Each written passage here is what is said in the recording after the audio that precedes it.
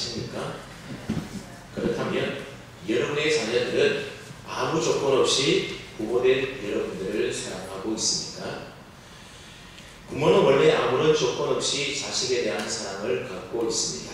그러나 자식은 원래부터 부모에 대한 사랑을 갖고 있지 않습니다. 그래서 자식은 부모님의 사랑을 깨닫고 그 사랑에 대한 반응으로서 부모를 사랑하게 되는 것입니다. 하지만 자식을 향한 부모님의 사랑은 아무런 조건도 없는 무조건적인 사랑인 것입니다. 그래서 우리는 자기가 부모님이 되어봐야만, 자기 자식을 낳아서 키워봐야만 그래서 부모님의 사랑을 안다, 그런 이야기들을 우리가 종종 하지 않습니까? 이처럼 부모가 자식을 사랑하는 것과 또 자식이 부모를 사랑하는 것에는 큰 차이가 있습니다. 이것은 우리를 향한 하나님의 사랑과 또 하나님을 향한 우리의 사랑도 똑같이 마찬가지라는 겁니다.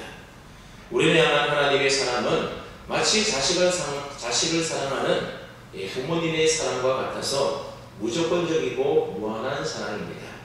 하지만 하나님을 향한 우리들의 사랑은 어떻습니까? 나를 향한 하나님의 그 무한한 사랑을 우리가 깨닫고 알게 될 때에 그 사랑에 대한 반응으로 하는 것이 바로 하나님을 향한 우리의 사랑이라고 하는 겁니다. 오늘 보면 21절 말씀에 보면 예수님께서 제자들에게 이렇게 말씀하셨습니다. 너희가 나를 사랑한다고 하는데 나의 계명을 지키는 자가 나를 사랑하는 자다. 그리고 나를 사랑하는 자는 내 아버지께도 사랑을 받을 것이고 나도 그를 사랑해서 그에게 나를 나타낼 것이다. 그런 말씀을 예수님이 제자들에게 하셨습니다. 여러분, 예수님의 이 말씀만 우리가 가만히 본다고 한다면 자칫 오해할 수가 있습니다. 여러분, 예수님의 이 말씀에 따르면 하나님께서 우리를 사랑하시는 이유가 무엇 때문이라는 겁니까? 우리가 먼저 예수님을 사랑해서 그 사랑을 보시고 하나님께서 우리를 사랑하신 것처럼 예수님이 말씀하고 있다는 겁니다. 그러나 사실 우리를 향한 하나님의 사랑은 우리가 예수님을 믿고 사랑하기 이전부터 이미 하나님은 우리를 사랑해 주셨습니다. 그래서 우리를 사랑하신 그 하나님의 사랑 때문에 하나님의 아들이신 예수님께서 이 세상에 인간의 몸을 입고 오셨고 그리고 우리를 대신하여 십자가 위에서 죽으신 것 아니겠습니까? 그래서 로마서 5장 8절 말씀에 보게 되면 우리가 아직 죄인 되었을 때에 그리스도께서 우리를 위하여 죽으심으로 하나님께서 우리에 대한 자기의 사랑을 확증하셨다, 그런 말씀이 있습니다. 여러분, 우리를 향한 하나님의 사랑은 언제 확증되었다는 겁니까? 우리가 아직 죄인 되었을 때에 이미 확증이 되었다는 겁니다. 즉 우리가 예수님을 알지도 못하고 예수님을 믿지 않을 죄인 되었을 그때에도 이미 예수님께서 우리를 위하여 죽으심으로 우리를 향한 하나님의 사랑을 확증하셨다고 하는 겁니다. 그러니까 우리가 예수님을 사랑해서 하나님이 우리를 사랑해 주시는 것이 결코 아니라는 사실입니다. 만약 우리가 예수님을 사랑하기 때문에 하나님이 그래서 우리를 사랑해 주신다고 한다면 우리를 향한 하나님의 사랑은 어떤 사랑이겠습니까? 무조건적인 사랑이 아니라 조건적인 사랑이 되는 것입니다. 그 다음 오늘 보면 21절에서 예수님이 하신 말은 무슨 뜻이겠습니까? 이 말씀은 그 앞에 있는 말씀과 연결되어 있는 말씀입니다. 그 앞에 말씀을 보게 되면 예수님께서는 제자들에게 앞으로 보혜사 성령님을 너희에게 보내주시겠다, 그렇게 말씀하시면서 그때 제자들을 고아처럼 내버려 두지 않고 그들과 함께 할 것이다, 그렇게 말씀하셨습니다.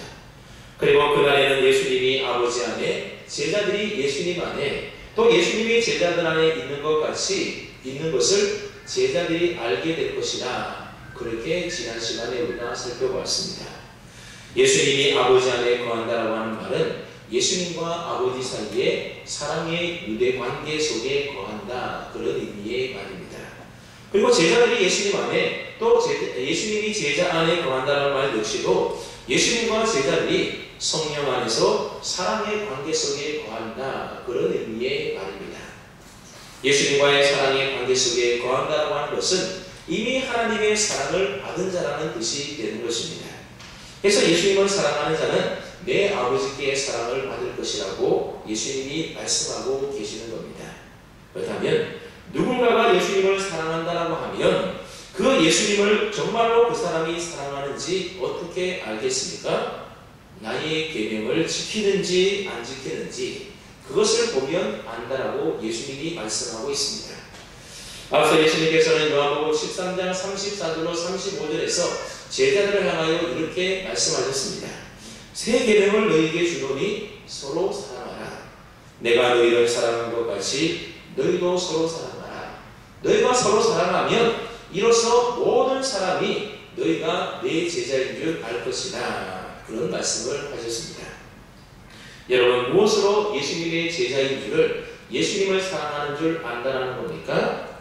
바로 예수님의 계명대로 서로 사랑하고 있는지 안 하고 있는지 그거 보면 이 사람이 예수님의 제자인지 예수님을 사랑하는 사람인지 알 수 있다는 것입니다. 그래서 나의 계명을 지키는 그 사람이 바로 나를 사랑하는 자다. 예수님이 그렇게 오늘 본문에서 말씀하고 있는 겁니다. 그러면서 예수님은 21절 끝에 뭐라고 말씀하는가 하면 나의 계명을 지켜 너희가 서로 사랑하면 그에게 나를 나타내리라 말씀하십니다. 그러자 다른 유다가 아닌 다른 유다가 예수님에게 이런 질문을 하게 됩니다. 22절을 한번 보십시오. 가룟인 아닌 유다가 이르되 주여 어찌하여 자기를 우리에게 나타내시고 세상에는 아니하려 하시나이까. 예수님께서는 예수님을 사랑하는 자, 그래서 예수님의 계명대로 서로 사랑하는 자에게는 예수님이 나타내신다 그렇게 말씀하시자 유다는 왜 예수님께서 우리에게만 나타나시고 세상에는 나타내려 하지 않습니까? 그런 질문을 하고 있는 겁니다. 여러분, 유다의 이 말을 우리가 조금 달리 표현하면 이런 말이 되는 겁니다. 예수님, 우리가 알기로는 적어도 메시아라고 한다면 몇몇 사람의 메시아가 아니라 온 세상의 메시아로서 자신을 세상에 드러내고 그리고 세상을 지배하고 다스려야 하지 않겠습니까? 그런데 예수님은 메시아라고 하면서 왜 이처럼 늘 숨어 다니면서 우리에게만 나타내시고 세상에 나타내지 않으시는 겁니까? 그런 질문을 유다가 했던 겁니다. 여러분, 우리가 생각하기에는 이 유다의 질문은 상당히 타당해 보이지 않습니까? 여러분, 우리는 예수님을 어떤 분으로 믿고 있습니까? 온 우주 만물 천지를 창조하신 하나님의 아들 그리스도로 우리는 믿고 고백합니다. 그런 예수님을 믿음에도 불구하고 우리 교인들이 기독교가 늘 숨어 다니고 다른 사람에게 욕이나 먹고 핍박만 받는다라고 한다면 어떻게 되겠습니까? 당당하게 세상의 명령을 내리고 세상을 지배해야 하지 않겠습니까? 근데 제자들이 볼 때에 예수님은 분명히 하나님의 아들이신 것 같은데 늘 피해 다니고 있다는 겁니다. 아비들이 예수님을 조롱하고 핍박해도 그들을 그냥 가만히 내버려 두시는 겁니다. 예수님은 도무지 자신을 세상에 나타내실 생각이 없으신 것 같아 보이는 겁니다. 그러니 제자들이 볼 때에 예수님께서 정말 하나님의 아들 메시아가 맞다라고 한다면 이제 메시아답게 자신을 세상에 당당하게 나타나셔서 악인들을 심판하시고 이 땅에 의로운 하나님의 나라 세우기를 제자들은 바라고 있었던 겁니다. 그러니 유다의 질문은 왜 예수님께서 악인을 심판하고 하나님의 나라 세우는 메시아 일을 그렇게 소극적으로 하십니까? 하나님의 아들다운 모습을 우리에게만 보이지 마시고 이제 이 세상 가운데 좀 나타내 보여주십시오. 그런 뜻으로 지금 예수님에게 질문하고 있는 겁니다. 예수님은 이 유다의 말을 듣고 아무런 대답을 하지 않으셨습니다. 단지 예수님은 앞서 말씀하신 그 말씀을 다시 한번 반복하시면서 나를 사랑하느냐 사랑하지 않느냐 그것에 대해서만 예수님께서 제자들에게 계속해서 말씀하시는 겁니다. 우리 함께 23절 말씀을 함께 읽어보겠습니다. 23절입니다. 시작.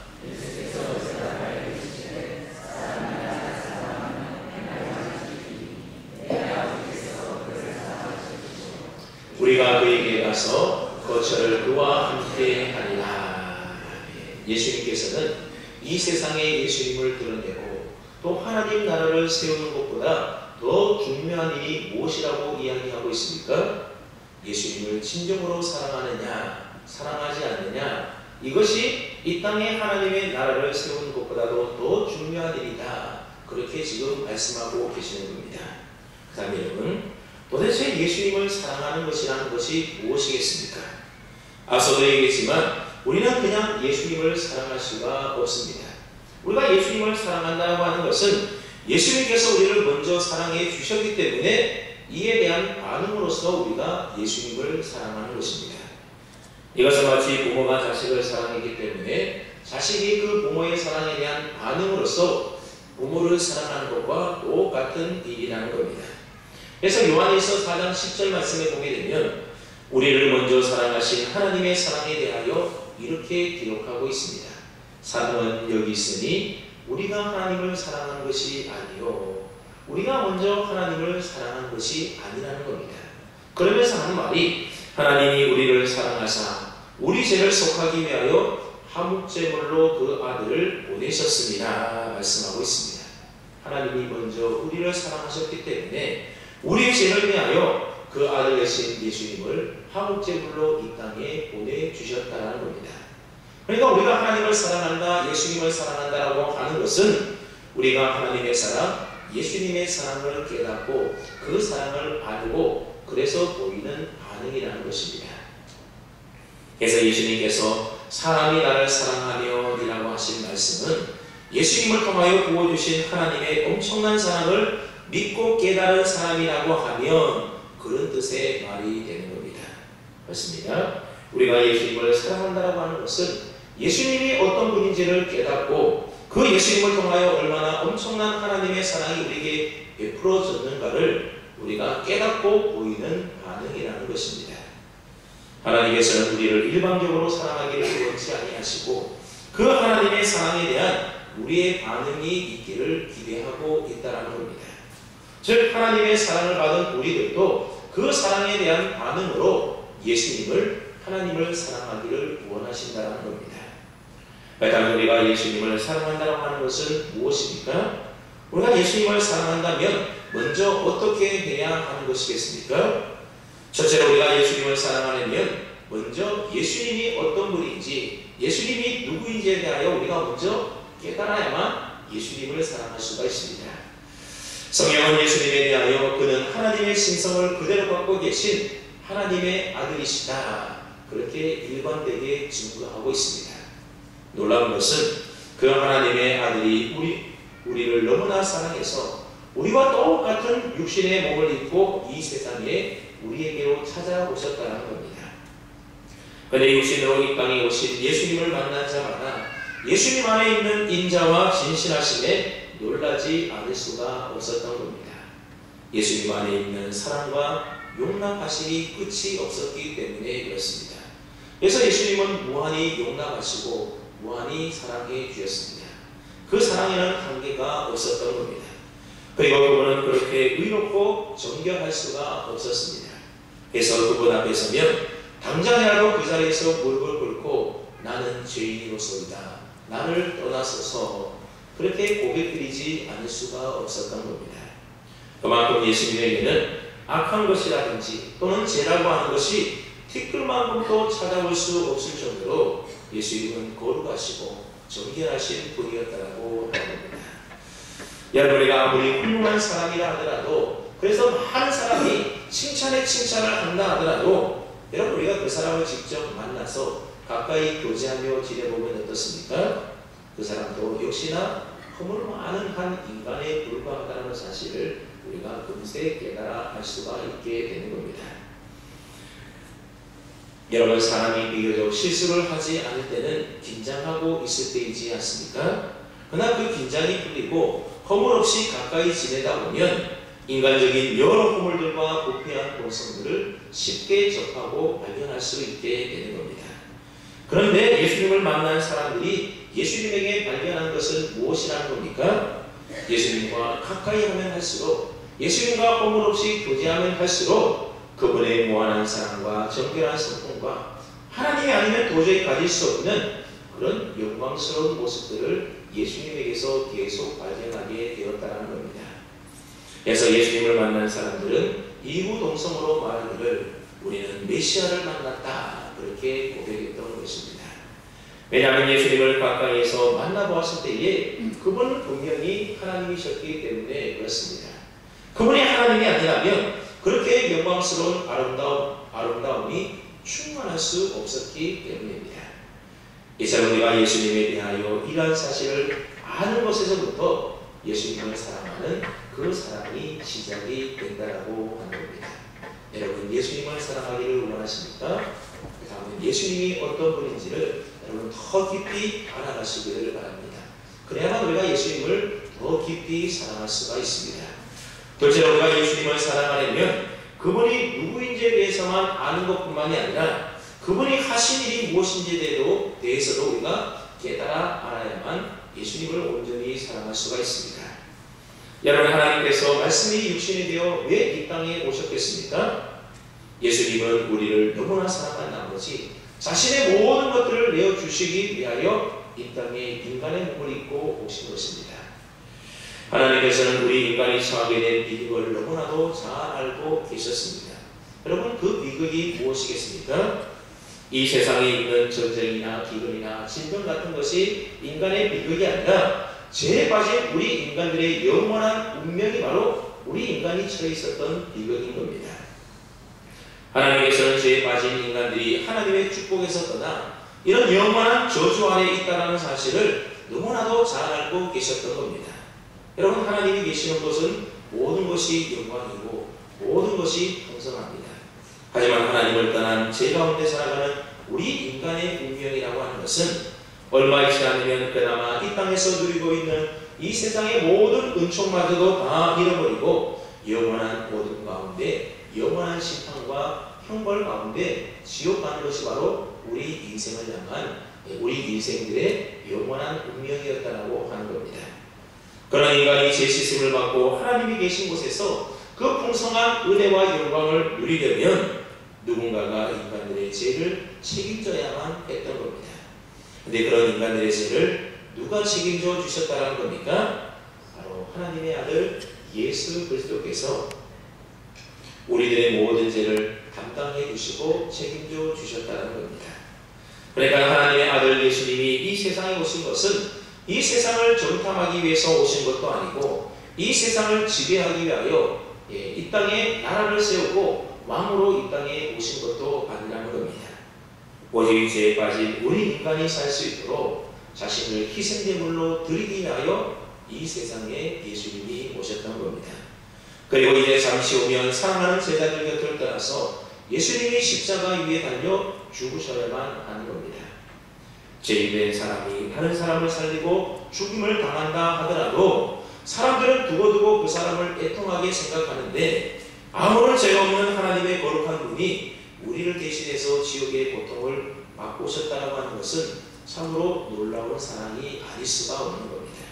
여러분, 도대체 이런 예수님의 사랑이 이 세상 그 어디에 있겠습니까? 여러분, 내가 제일 식으로 괴로워할 때에 나를 도와줄 수 있는 사람이 있습니까? 내 마음속에 악하고 더러운 생각들이 치밀어 올라서 내 양심을 더럽힐 때에 여러분, 나를 도와줄 사람이 누가 있습니까? 여러분, 부모님이 도와주겠습니까?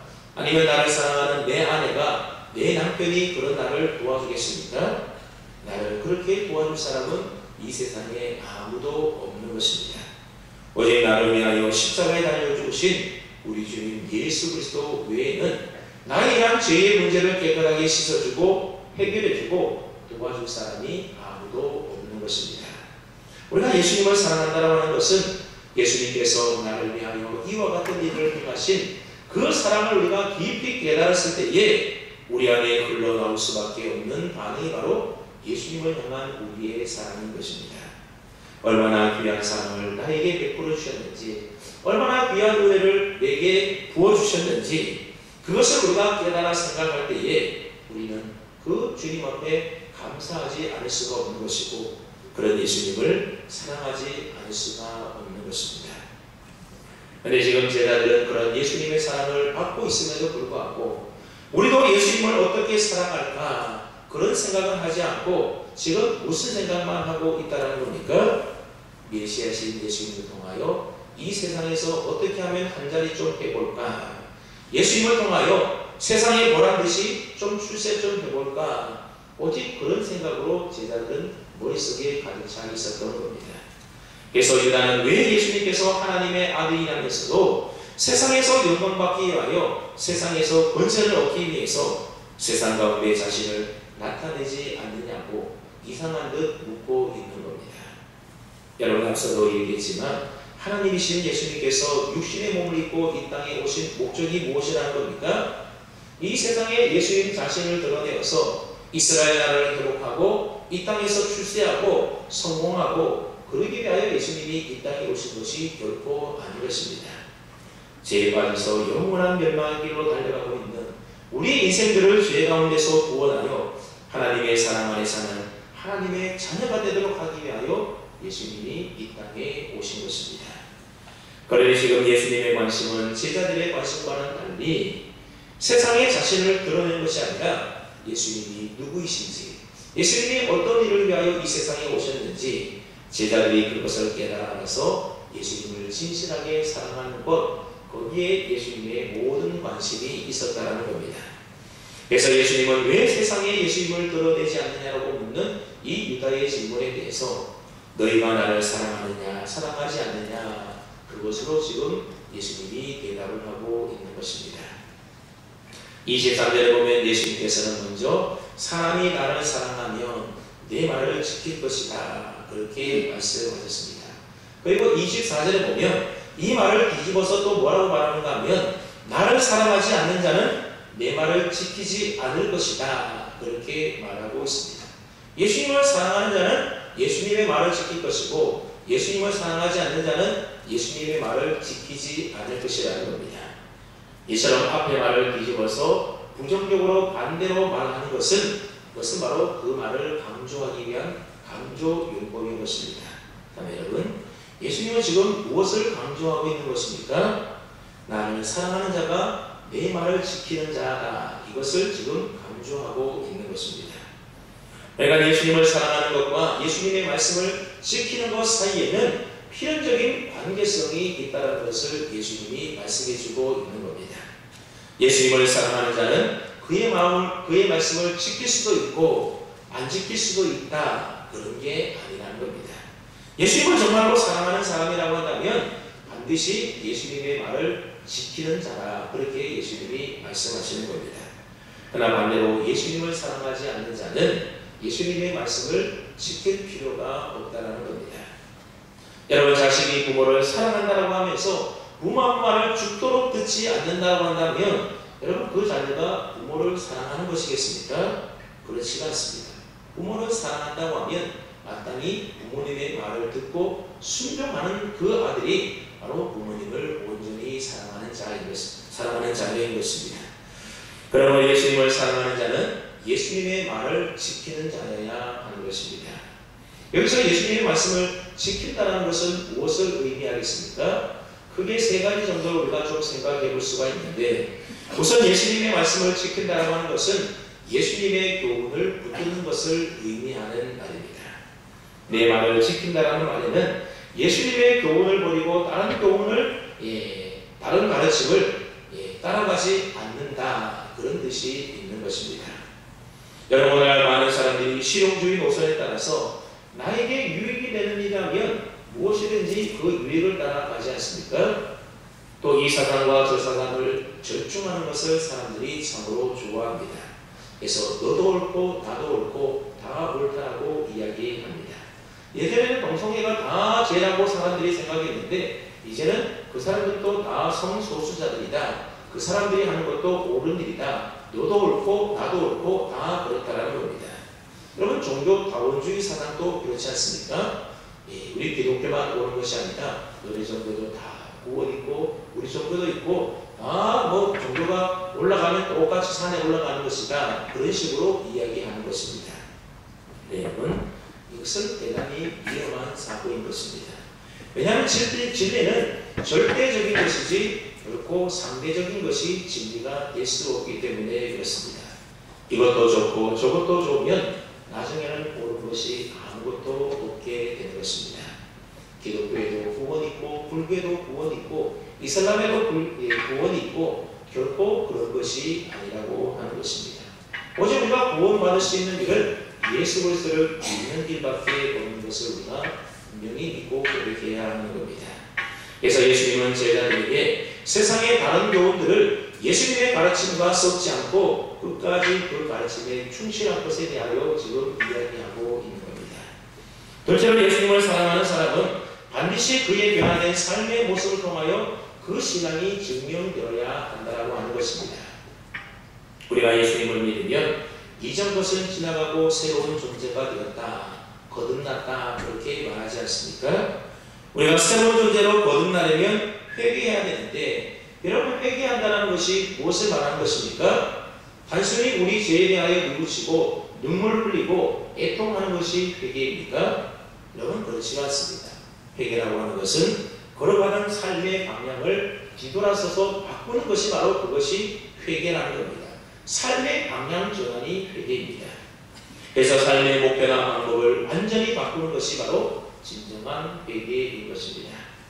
그래서 우리가 예수님을 믿는다고 하는 것은 지옥을 향하여 가는 길을 이제는 천국을 향하여 우리의 삶의 방향을 돌이키고 바꾸어서 걷는 것이 바로 진정으로 예수님을 믿는 것입니다. 여러분 제대로 신앙생활을 하는 것이 쉽습니까? 어렵습니까? 쉽습니까? 어렵습니까? 여러분 왜 신앙생활이 어려운 줄 아십니까? 지옥길 가려면 지옥길 가면서 천국길 가려고 하니까 어려운 것입니다. 반대로 천국길 가면서 늘 지옥길을 사모하니까 어려운 것입니다. 우리가 예수님을 믿는다라고 하는 것은 세상 길에서 완전히 돌아서서 예수님을 따르는 믿음의 길을 걷는다는 것을 말하는 것입니다. 그런데 롯의 아내처럼 죄악의 도성에서 벗어나 구원의 길을 가면서도 죄악된 세상의 삶을 잊지 못해서 뒤돌아보면서 가니 여러분 그 걷는 길이 힘들지 않겠습니까? 여러분 한번 뒤를 돌아보면서 앞을 걸어보십시오. 얼마나 걷는 것이 불편하고 힘들고 어렵겠습니까? 예수님을 주인 삼고 예수님의 말씀 따라 그냥 앞만 보고 믿음을 향하여 우리가 살아간다고 한다면 신앙생활이라는 것이 결코 어려운 일이 아니라고 하는 것입니다. 한 발은 세상에, 한 발은 교회에, 한 발은 믿음 안에 들려고 하니 여러분 그 신앙생활이 어렵고 힘들게 느껴지지 않겠습니까? 하나님의 영광을 사모하는 사람은 세상의 방법대로 살아가지 않는 것입니다. 물론 힘들고 어려울 때도 있겠지만 그래도 끝까지 하나님의 방법대로 믿음으로 살아가야만 하는 것입니다. 여러분 삭개오를 한번 보십시오. 삭개오는 예수님을 만난 다음에 그의 삶이 완전히 변하지 않습니까? 그가 예수님을 만나기 이전에는 돈이 그 인생의 전부, 인생의 목적이었습니다. 이전에 그는 다른 것은 몰라도 돈이 떨어지면 살 수가 없는 사람이었습니다. 그랬던 그가 예수님을 만나고 그 삶이 어떻게 변화되었습니까? 그는 하나님의 율법대로 행하는 자가 되었습니다. 그래서 율법대로 다른 사람의 손을 토색한 것이 있으면 4배로 다 갚았습니다. 이것이 삭개오가 하나님의 말씀대로 사는 첫걸음이었다고 하는 겁니다. 그렇게 해보니 못할 일들도 아니더라는 겁니다. 처음에는 돈을 손해보는 것이 조금은 두렵고 아깝고 그랬지만 막상 해보니 돈을 손해보는 것 이상으로 그 마음에 기쁨과 평안이 있다는 겁니다. 그렇습니다. 말씀대로 사는 것은 때로는 우리에게 손해가 되고 힘들어 보일지 모르지만 막상 해보면 그리 어려운 일이 아니라는 겁니다. 그런데 우리는 많은 경우에 지금 약간의 유익을 얻고 많은 마음의 고통을 감수하는 식으로 우리가 신앙생활을 하고 있지 않습니까? 쉽게 말하면 몸으로 때우자는 식입니다. 그런데 사실은 몸으로 때우는 것이 아니라 마음의 고통으로 때우고 있는 것입니다. 그러나 예수님을 사랑해서 삶이 변화되는 삶은 많은 것을 이룰 수 있겠지만 그러나 그 속에 진정한 기쁨과 평안과 자유함을 얻을 수 있게 되는 겁니다. 여러분들도 이 땅에 살아갈 동안 그저 한 발 세상에 넣고 한 발 그 안에 들어놓고 그렇게 신앙생활 어렵게 살아가지 마시고 오직 변화된 삶을 가지고 우리가 세상에 살아갈 때에 예수 믿는 사람으로 때로는 손해본다 할지라도 그러나 진정한 믿음의 사람들로 살아가므로 우리 마음속에 늘 주님 주시는 기쁨과 은혜와 평안이 넘치는 그런 삶을 살아갈 수 있기를 바랍니다. 세 번째로 예수님을 사랑하여 그분의 말을 지킨다라고 하는 것은 예수님의 계명을 지킨다라는 의미의 말입니다. 여러분 예수님께서 주신 계명이 무엇입니까? 우리 한번 요한복음 15장 12절 말씀을 함께 찾아서 읽어보겠습니다. 오늘 성경 한 장 뒤로 넘겨보면 요한복음 15장 12절이 나오는데 함께 읽어보겠습니다. 시작.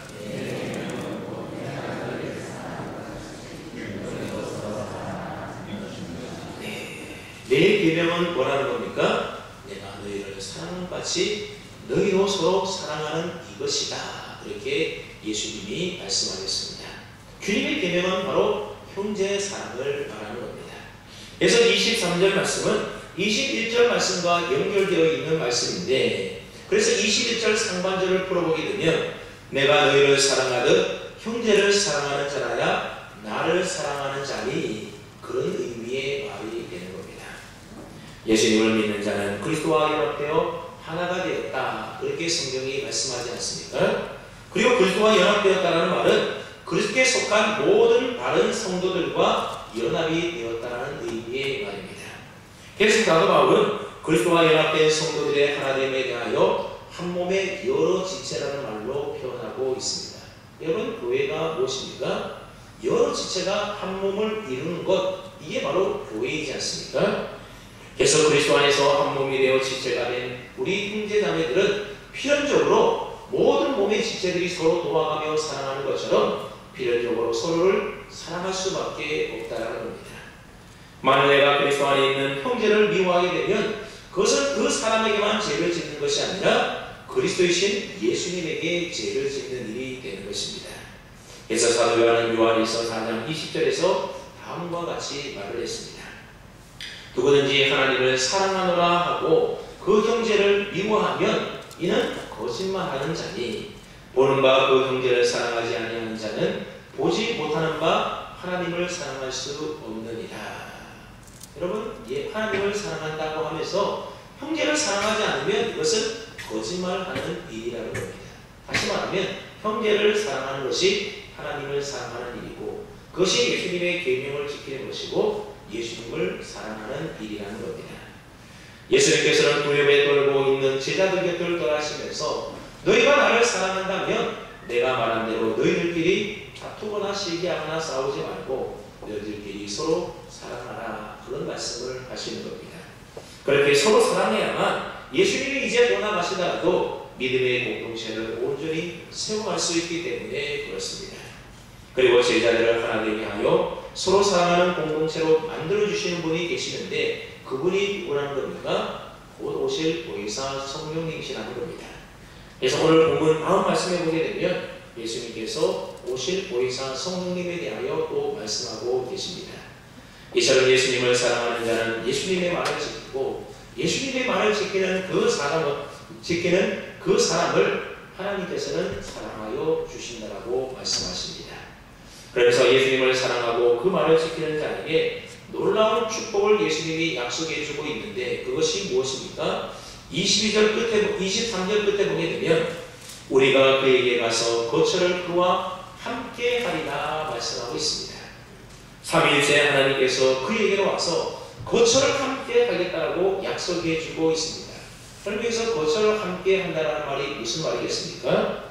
구약 성경에 보면 하나님이 이스라엘 백성들 가운데 성막을 지시고 그 영광으로 그들과 함께 한다는 의미의 말이 바로 거처를 함께 한다는 의미의 말입니다. 그러니까 거처를 함께 한다는 말은 하나님께서 그의 하나님이 되시고 그와 함께 동행하셔서 영원히 그와 함께 행해 주시겠다라고 하는 약속인 것입니다. 가룟인 아닌 유다의 질문은 예수님이 메시아임에도 불구하고 왜 하나님 나라인 이스라엘을 회복시키지 않느냐라는 것이었습니다. 그것에 대한 예수님의 대답은 무엇입니까? 하나님의 나라는 그런 물리적인 힘으로 이루어지는 나라가 아니라 말씀에 순종하여 서로 사랑하며 살아가는 자 가운데 임하시는 하나님의 그 임재하심을 통하여 이루어진다라고 지금 대답하고 있는 것입니다.